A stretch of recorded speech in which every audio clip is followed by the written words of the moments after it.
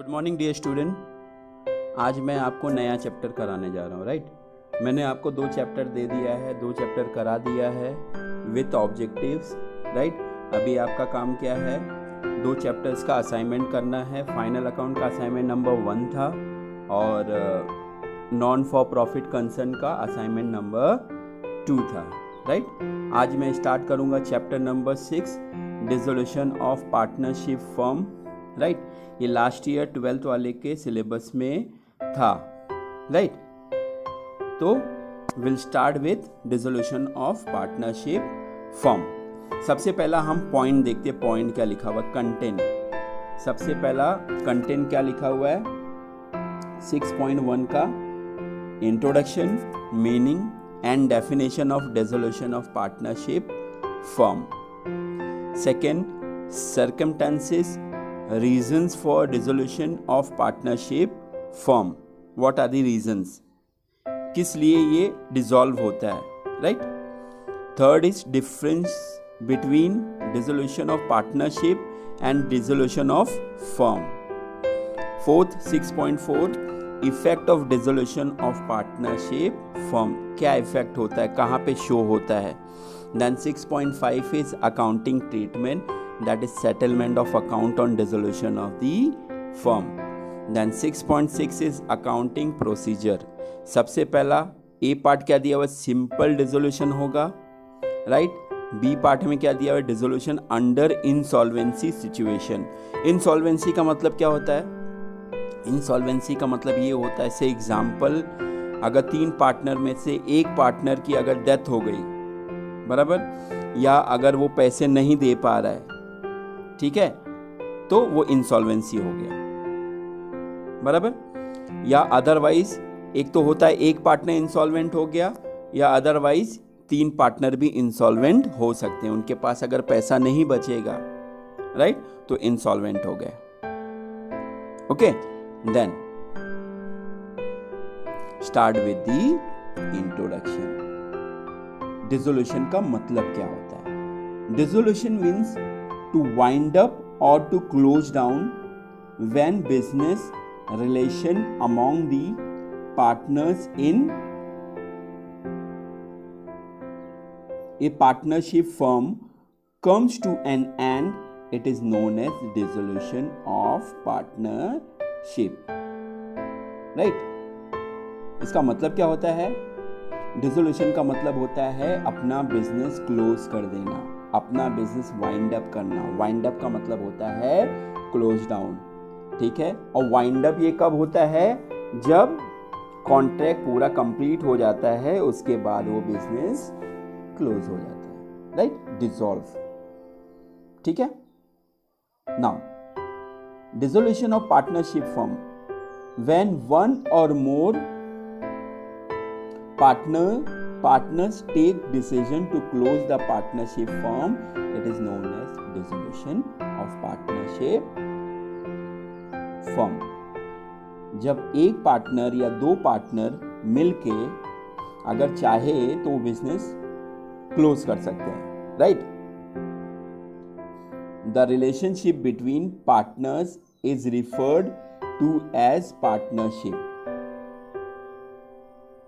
right, while all the partners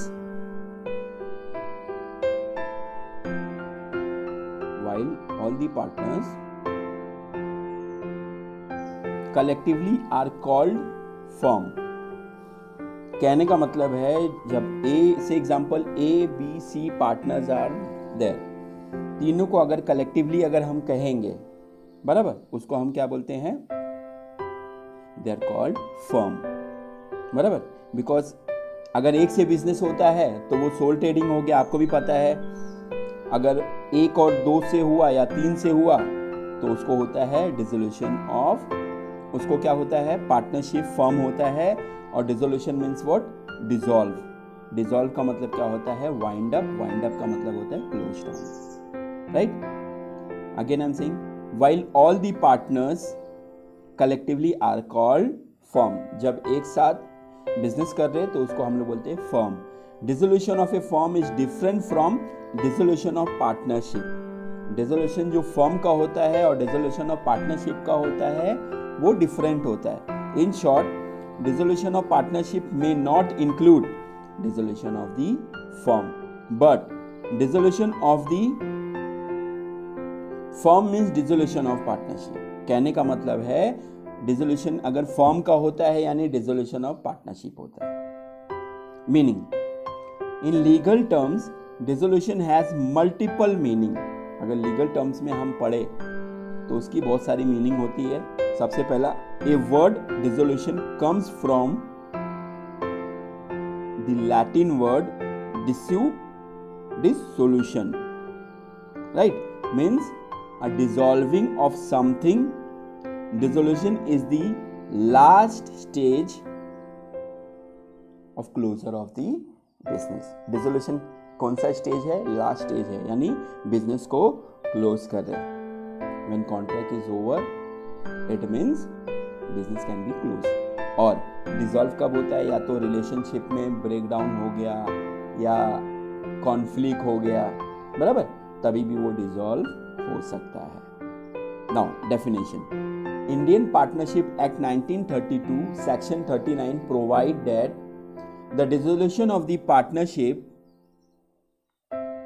between all the partners of a firm is called the dissolution of firm, right?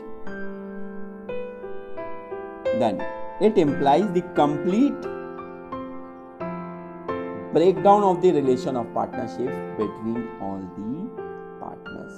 breakdown का मतलब क्या होता है?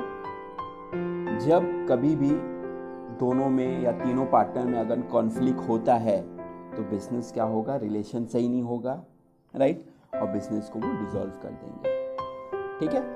Then second point, the act of process of ending an official organisation और legal agreement. और दूसरा dissolution का मतलब क्या होता है कि जो प्रोसेस उनका रहता है, एग्रीमेंट एक बनता है कि हम 2 साल एक साथ मिलके काम करेंगे, हम 3 साल एक साथ मिलके काम करेंगे. जब कॉन्ट्रैक्ट कंप्लीट हो जाता है, जब कॉन्ट्रैक्ट खत्म हो जाता है तो लोग अपना अपना एसेट्स लेकर. Third point is the dissolution of partnership firm indicate the discontinuance function और as a firm, right? Discontinuation means what? A business discontinue हो रहा है. Now 6.2 they have give reasons why the business is being dissolve. Reason for dissolution of partnership firm. पहला रीजन, by voluntary act of partner themselves, right? voluntary act means what? जब voluntary अगर कोई partnership act में अगर suppose 3 partner है, 3 partner में एक पार्टनर अगर चला गया, बोला कि नहीं मुझे बिजनेस अब नहीं करना है बिकॉज बिजनेस में लॉस हो रहा है तो मैं ये पार्टनरशिप छोड़ना चाहता हूँ, तो डिसॉल्व हो सकता है. Second point, when the period duration of partnership firm is expired.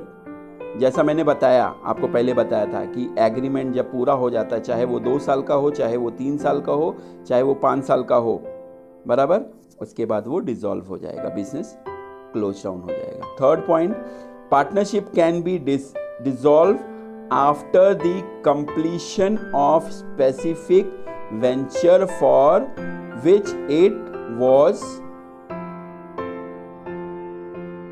Formed.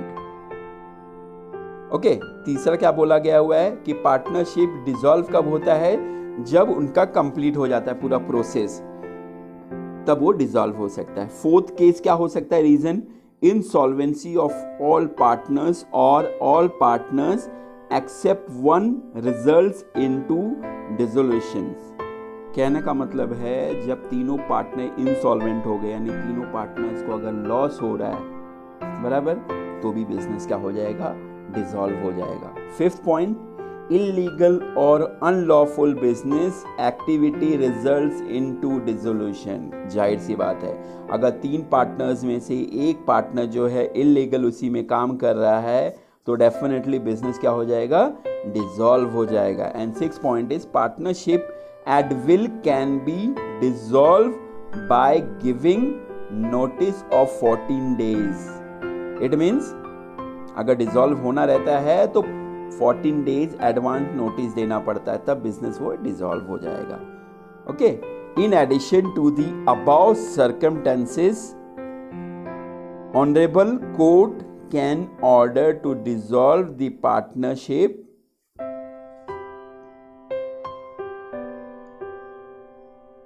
On legal grounds. अगर देखा जाए बिजनेस डिसॉल्व कब होता है? लीगल ग्राउंड्स में होता है. Example, guilt of misconduct, partner becomes of unsound mind, breach of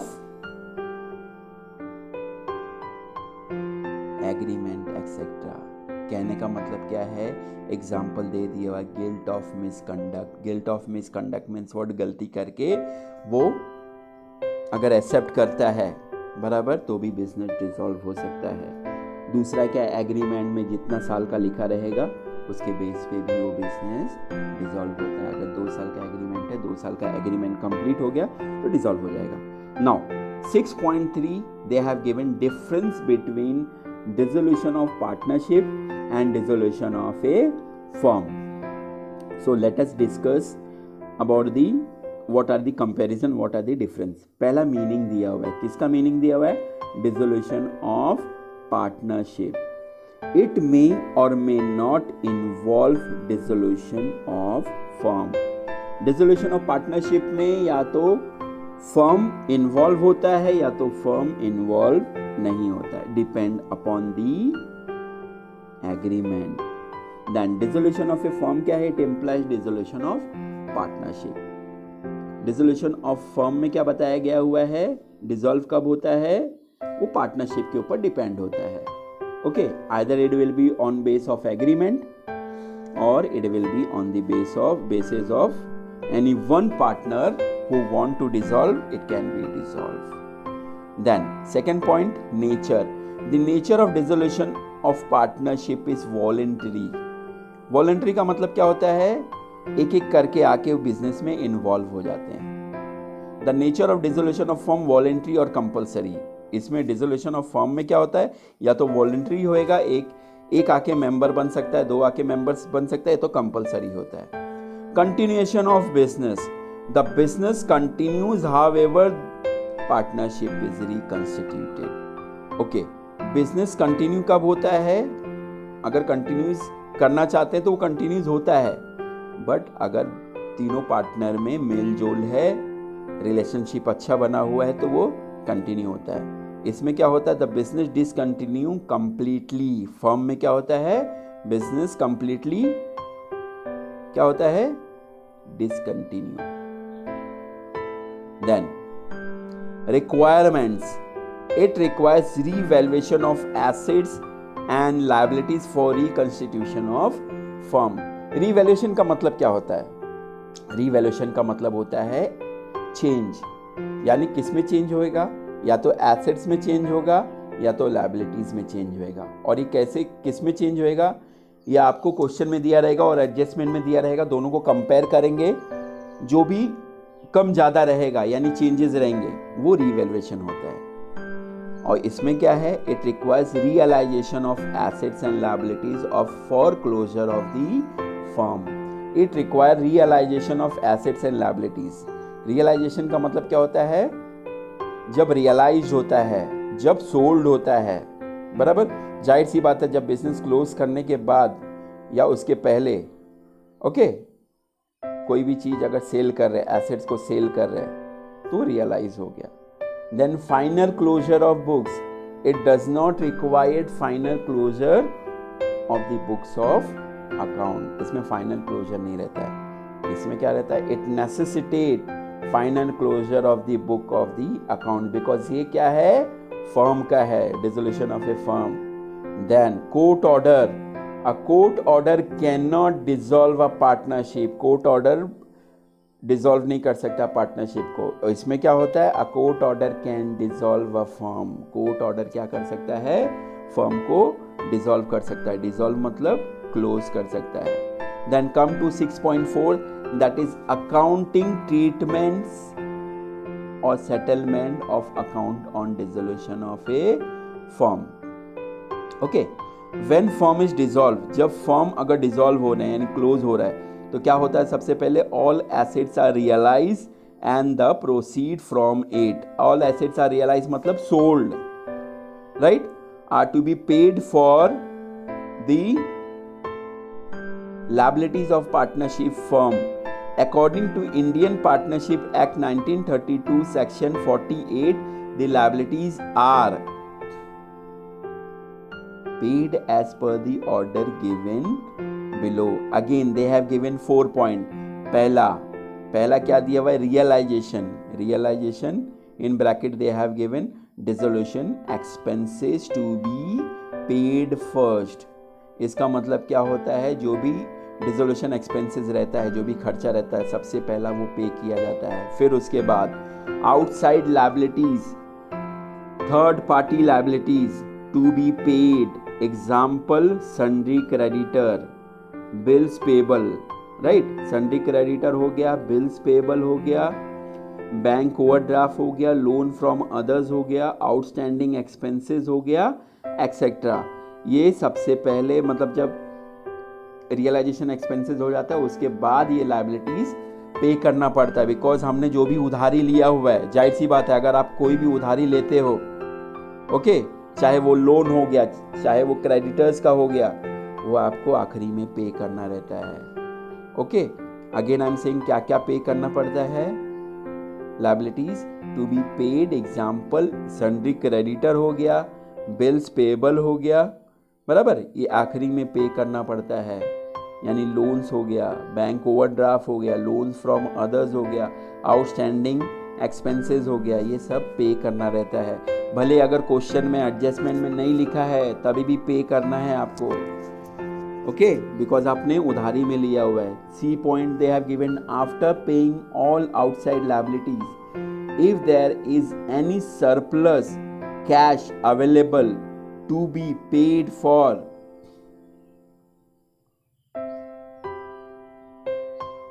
loan given by the partners to the firm, if all the partners loan are not fully repaid due to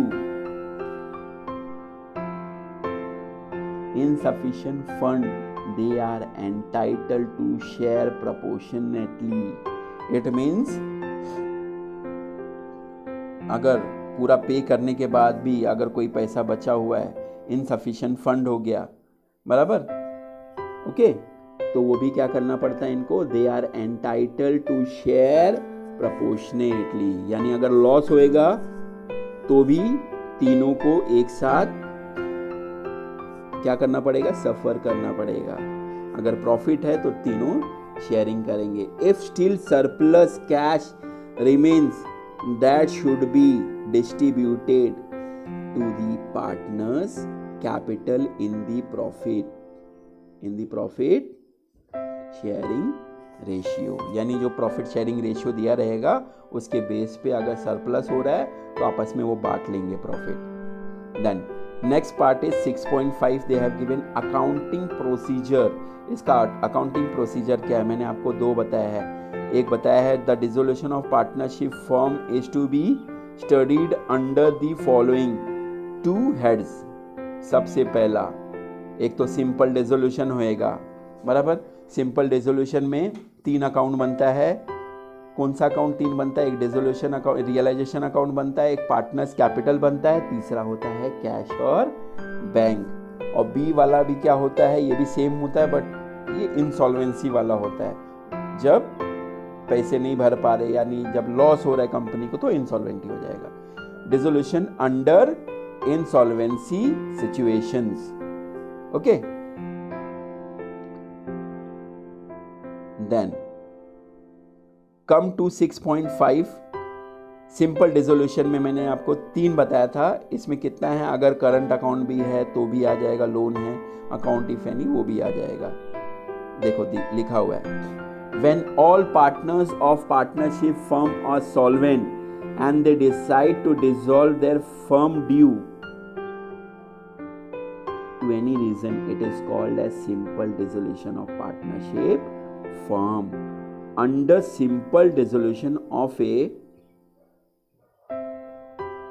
partnership firm, following accounts are open in the books of firm. Following account कौन से हो सकते?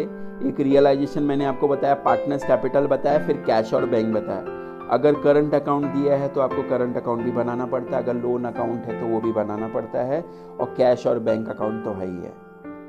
ठीक है, तो अगर current account और loan account extra दे दिया है तो आपको 5 अकाउंट बनाना है, otherwise you have to prepare 3 account. Again I am saying, एक रियलाइजेशन अकाउंट होता है, एक पार्टनर्स कैपिटल होता है, तीसरा होता है कैश और बैंक अकाउंट। ठीक है, नाउ अब रियलाइजेशन अकाउंट में क्या क्या है? While preparing realization account, all sundry assets and all third party liabilities are transferred. Realization is the process of converting asset into cash. Assets realized are credited and liabilities settled are debited to this account. The purpose of this account is to show the gain, profit or loss on realization and is therefore a nominal account. The account is closed by transferring the gain, profit or loss on realization to partners capital.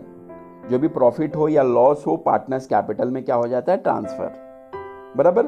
Current account in their profit sharing ratio, the debit balance of realisation account is loss. जो debit balance है realisation loss होता है और credit balance होता है वो realisation profit होता है। ठीक है, अब दूसरा पार्टनर्स कैपिटल में क्या होता है? Partners capital account, capital balance of all the partners appearing in the balance sheet should be shown on credit side or debit side to the respective partners capital account as what? By balance brought down or to balance brought down. Also transfer reserve, accumulated profit or loss, realization profit or loss after making all the adjustment. The balance represent the amount due to partners or due from partner. The accounts are closed after the partner receive cash or pay cash. Finally क्या होता है? या तो receive cash होता है, या तो पैसे मिलते हैं, या तो पैसे पे करने रहते हो। डिपेंड, वो पार्टनर्स कैपिटल पे डिपेंड होता है जो बैलेंस कौन से साइड है। अगर बैलेंस डेबिट साइड है तो टू कैश और बैंक हो जाएगा, अगर बैलेंस क्रेडिट साइड आ रहा है तो बाय कैश और बैंक हो जाता है। ओके, तीसरा होता है पार्टनर्स करंट अकाउंट। अगर दिया हुआ है तो उसमें क्या है? All partners current account is open when fix capital method is given. Current account shows debit balance और क्रेडिट बैलेंस। क्वेश्चन में लिखा रहेगा, अगर डेबिट बैलेंस है तो डेबिट बैलेंस में आएगा, अगर क्रेडिट बैलेंस है तो क्रेडिट बैलेंस में आएगा। At the end closing balance of partners current account are transfer to partners capital account. कहने का मतलब जब हम उसको क्लोज करेंगे, ओके, तो जो बैलेंस आएगा वो कैपिटल अकाउंट में ट्रांसफर हो जाता है। Fourth is partners loan account. Credit balance of partners loan account is not transferred to realization account credit side, but it is paid off through a separate account after payment of all the amount owed to the outsider third party of the firm. However, debit balance of partners loan should be debited to partners capital or you can say current account directly. कहने का मतलब अगर loan account है, अगर आपको separate बनाना रहता है तो उसका बिकॉज हर एक इफेक्ट का, हर एक एडजस्टमेंट का 2 इफेक्ट होता है, राइट? तो इसीलिए आपको शो करना पड़ेगा, लोन अकाउंट बनाना पड़ेगा और दूसरा पार्टनर्स कैपिटल में उसके इफेक्ट दिखेंगे। Then fifth part is cash और bank account. Cash or bank account is open in the books of firm. Debit balance of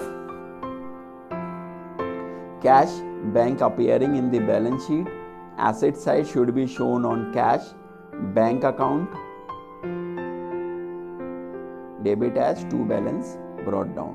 कहने का मतलब जब हम कैश या बैंक अकाउंट बनाते हैं तो इसका बिकॉज एसेट्स है, एसेट्स का हमेशा बैलेंस कहाँ पे आता है, डेबिट साइड, और डेबिट साइड में क्या आ जाएगा, to balance brought down. After incorporating all the amount to cash और बैंक, द बैलेंस